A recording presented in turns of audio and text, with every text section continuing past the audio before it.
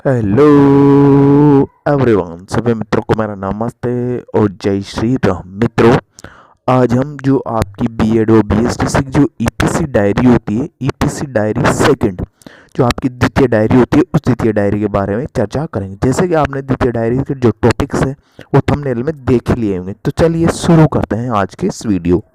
जो आज का जो आपका टॉपिक है ईपीसी डायरी सेकंड का, वो है नाटक या ड्रामा। तो नाटक या ड्रामा करेंगे आज इसके अंदर। नाटक या ड्रामे में जो आपका जो पहला नाटक है, उस नाटक का नाम है भारत के बुरे दिन। तो आप हेडिंग डाल लीजिए भारत के बुरे दिन। जो आप ड्रामा या नाटक करेंगे तो नाटक का नाम लिख लीजिए भारत के बुरे दिन। और जो इसके जो पात्र हैं, उन पात्रों के आज अपन सबसे पहले नाम लिखेंगे। पात्र का मतलब है इसके अंदर जो जिस प्रकार की भूमिका निभाएगा वो उसका पात्र हो जाएगा। तो जैसे भारत है तो भारत की भूमिका निभाने जा रहे हैं शुभम शर्मा, और भारत के जो बुरे दिन है उसकी भूमिका निभाएंगे प्रदीप राठौर। निर्जलता की भूमिका निभाएगी मीनाक्षी मीणा, और भारत भाग्य की भूमिका निभाएगी प्रियंका मीणा। और सत्यानाशी जो फौजदार है उसकी भूमिका या उस पात्र की भूमिका निभाएंगे सत्यनारायण। और फैशन की भूमिका निभाएगी नाजिया, और जो बीमारी है उसकी भूमिका निभाएगी अंशुल, और जो डॉक्टर है उसकी भूमिका निभाएंगे मनोज जी। और जो इंटरनेट है उस इंटरनेट की भूमिका निभाने जा रही है पूजा। और जो नेताजी है उस नेताजी की भूमिका निभाने जाएगी परशुराम, और जो पी है उसकी भूमिका निभाएंगे अंकित।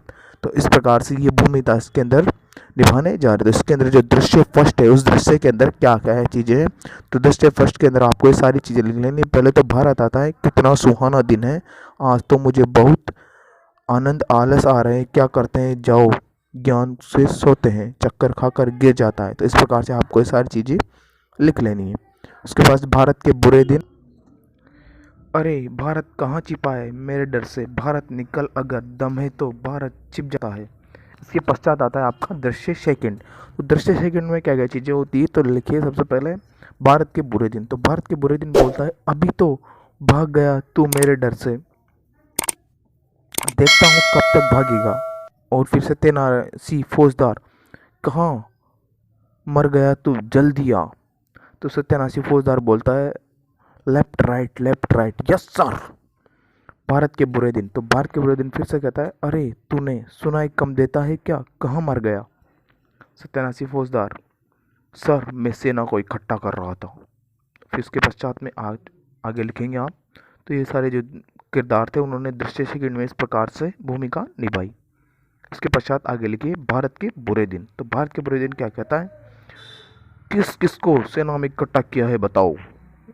तो फिर सत्यानाशी फौजदार है, वो सत्यानाशी फौजदार बताता है मेरा पहला सैनिक है फैशन। सत्यानाशी फौजदार ने यह कहा, उसका पहला सैनिक क्या थी, फैशन। फैशन आती है, फैशन जी महाराज, अरे स्वागत नहीं करोगे आप हमारा। भारत के बुरे दिन बोलते हैं फैशन तुमने क्या क्या काम किया है भारत को बर्बाद करने में। तो फिर फैशन बोलती है महाराज क्या आपको पता नहीं मैंने क्या क्या काम किए, चलो मैं बता देती हूँ।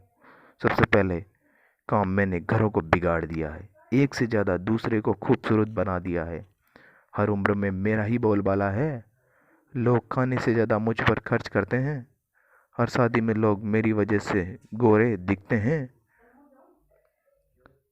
वरना पूरी दुनिया मेरे बिना काली है। इस प्रकार से फैशन ने भारत के बुरे दिन को उत्तर दिया। फिर लिखा 1 किलो पाउडर थोप लेते हैं चाहे स्कूल हो या कॉलेज हो, बचपन में पार्ले जी के पैकेट मंगवाते थे, अब मंगवाते हैं मेकअप किट। भारत के बुरे दिन, वो तो तुम्हें देखकर ही लग रहा है कि तुमने अपना काम बेहद अच्छे तरीके से किया है फैशन। फिर सत्यानाशी फौजदार कहता है हमारी सेना का प्रमुख सेनापति तो अब आने वाला है सर, बीमारी बीमारी आ गई।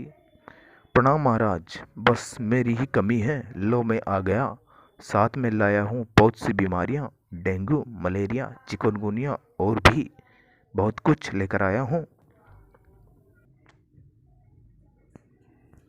लोगों का पैसा समय सब कुछ लूट रहा हूँ, ना कोई मुझसे पहले बचा था और ना कोई अब बच पाएगा, जिंदा आया था मरा हुआ जाएगा, और रही कसर डॉक्टर साहब ने पूरी कर दी। जरा अब डॉक्टर साहब जल्दी आ जाओ, बीमारी तुझे बुला रही है, जल्दी आओ जल्दी आओ।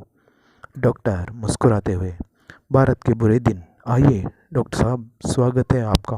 आप ही बताइए, आपने क्या किया है डॉक्टर?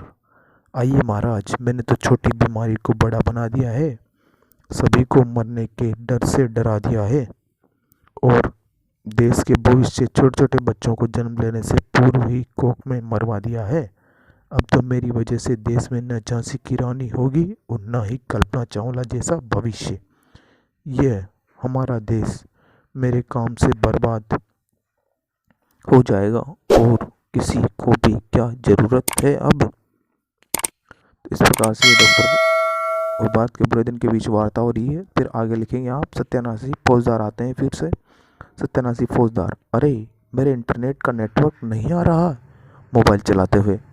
सत्यानाशी फौजदार कहता है ये बात, रुको उसे बुलाना पड़ेगा, तू आजा बस तेरी कमी है। इस प्रकार से सत्यानाशी फौजदार किसे बुलाता है? इंटरनेट को पुकारता है, तू आजा बस तेरी ही कमी है। तो इंटरनेट आता है और बोलता है, हमको मिटा सके इतना जमाने में दम नहीं है, जमाना हमसे है हम जमाने से नहीं। आते डायलॉग मारता है इंटरनेट, आज का भविष्य मुझ पर ही तो टिका हुआ है, मेरे बिना पत्ता भी नहीं हिलता। इंसान क्या चीज़ है, बच्चों को मैंने बिगाड़ दिया है, उनकी आंखें खराब कर दी है। मैंने माँ बाप से ज़्यादा मेरी परवाह करते हैं, मैं न मिलूँ तो शायद वो मर ही जाएं। इंसान की गाड़ी में पेट्रोल हो ना हो, मोबाइल में नेट का रिचार्ज ज़रूर मिलेगा जनाब आपको। तो इसके पश्चात जो भारत के बुरे दिन हैं, तो भारत के बुरे दिन बोलते हैं, सत्यानाशी फौजदार, सेना तो तुम्हारी बहुत अच्छी है, चलो फिर हमला करते हैं भारत पर। सत्यानाशी फौजदार, अरे महाराज, नेताजी बिना हमारी सेना पूरी कैसे हो सकती है? देश के नेताजी, सही है बात नेताजी, नारे हमारे नेता कैसा हो, मच्छरचंद जैसा। नेताजी जिंदाबाद। तो इस प्रकार से नेताजी आते हैं और नेताजी प्रणाम महाराज। सत्यानाशी फौजदार, मैंने आपको काम दिया था, दंगे कराने का काम दिया था तुमने। नेताजी, हाँ महाराज, बखूबी मैंने आपका काम किया है, लोगों को जात पात के नाम पर लड़वा दिया है, सब एक दूसरे के खून के प्यासे हो गए हैं, ऐसा ही मैंने सभी लोगों को बांट दिया है। फिर कहते हैं पिए, देश के टुकड़े क्या, ये तो देश को ही बेच देंगे। पिए उनकी थोड़ी सी चुटकी ले लेता है, 2 मिनट में शीला को जवान और 3 मिनट में मुन्नी को बदनाम कर देंगे, ये पिए साहब ने उनकी चुटकी लेते हुए कहा। फिर नेताजी बोलते हैं, चुप बेवकूफ़, इसलिए मैंने तुझे पिए रखा है कि तू मेरी ही बेइज्जती करेगा। सत्यानाशी फौजदार, मेरी इतनी बड़ी सेना भारत को बर्बाद करने में काफ़ी रहेगी, अब देखता हूँ कि भारत मेरे हाथों से कैसे बचकर जा सकता है, चलो भारत पर आक्रमण करते हैं। पिए, हमारे देश की सीमाओं पर सेनाओं के जवानों द्वारा रक्षा करने में कोई मतलब नहीं है, अगर देश के अंदर ही जैसे जयचंद्र देश को लूटने में लगे हुए हैं। तो इस प्रकार से आता है दृश्य थर्ड। तो दृश्य थर्ड में आप लिखेंगे, छिपा भारत बच्चों से जैसे चलकर अपने जगह पर आएगा और भारत सो जाएगा। निर्जलता और भारत भाग्य की एंट्री होती है, निर्जलता और भारत भाग्य भारत के पास जाकर कहता है, भारत भाग्य, भारत उठो उठो भारत, भारत क्या तुम इन लोगों के षड्यंत्रों को देख नहीं सकते, कैसे भारत की एकता को तोड़ रहे हैं? सत्यानाशी फौजदार, तो किसे उठा रहा है? भारत के भविष्य, ये तो मेरे महाराज के डर से पड़ा हुआ है, अभी मारा जाएगा ये तो। भारत भाग्य, नहीं मेरे भारत, हम लोगों से डरते नहीं, ऐसा कभी नहीं हो सकता।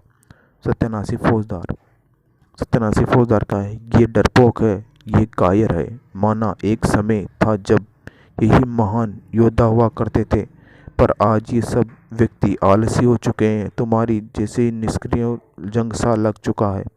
भारत का भविष्य कहता है, नहीं ऐसा नहीं, क्योंकि जंग तो लोहे में लगता है, सोने में नहीं। हमारा भारत देश कल भी सोने की चिड़िया था और कल भी सोने की चिड़िया रहेगा।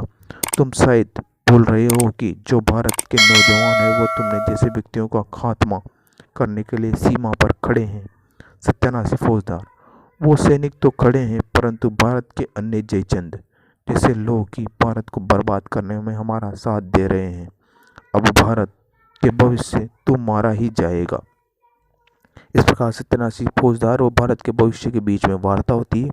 तो आगे लिखिएगा आप, उसको लिख लीजिए पहले, उसके पश्चात अपना आगे लिखेंगे।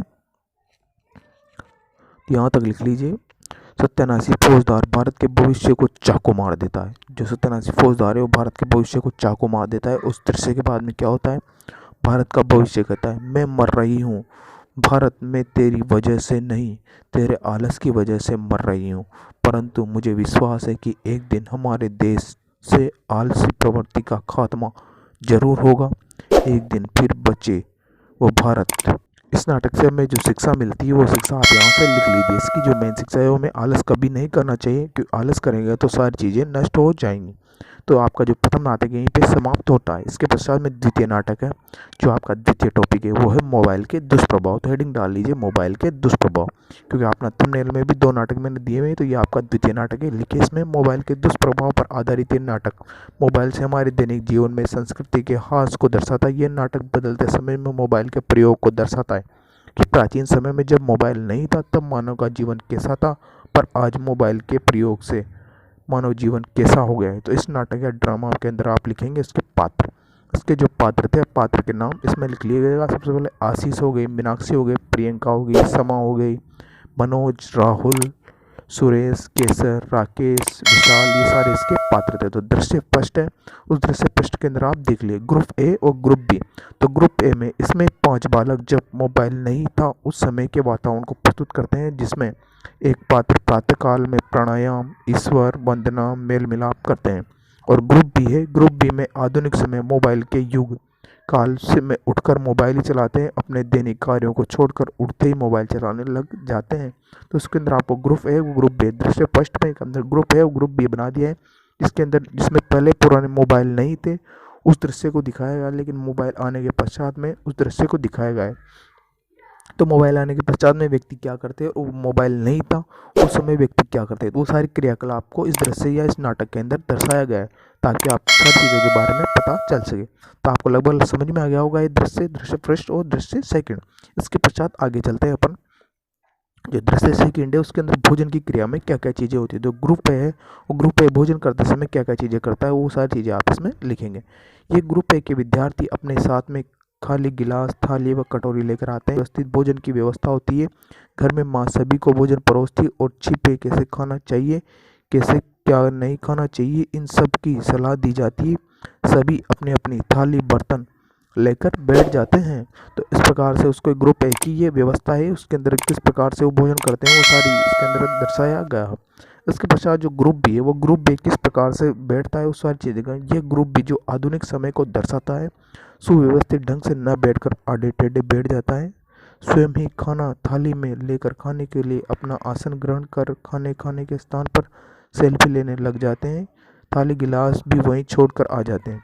जिस तरह से एक के बाद एक 6 दृश्यों में इस नाटक के मोबाइल के दुष्परिणाम को बताया गया है। इसमें प्राचीन समय में मोबाइल नहीं होते थे तो परिवार कैसा रहता था, बड़े बुजुर्गों का आदर सत्कार किया जाता था, परंतु आज के समय में मोबाइल के आने से परिवार अपने संस्कार, सभ्यता, संस्कृति भूल चुका है। दिन भर मोबाइल में लगा रहता है, जिस कारण मानव में मस्तिष्क व नेत्र कान संबंधी रोग देखने को मिलते हैं। इस नाटक के माध्यम से मोबाइल के दुष्परिणामों को गहनता से बताया गया है। तो मित्रों, अगर आपको वीडियो अच्छा लगा हो तो प्लीज़ वीडियो को लाइक करें, शेयर करें और चैनल को सब्सक्राइब करना ना भूलें। और जो घंटे वाला आइकन है उसको प्रेस कर लें, ताकि जब भी कोई भी वीडियो या नोटिफिकेशन या सूचना डाले तो आपको सबसे पहले सूचना मिले। मित्रों, सब्सक्रिप्शन का कोई भी चार्जेस नहीं है, ये फ्री ऑफ कॉस्ट है, इसलिए सब्सक्राइब जरूर करें चैनल को। Thanks for watching.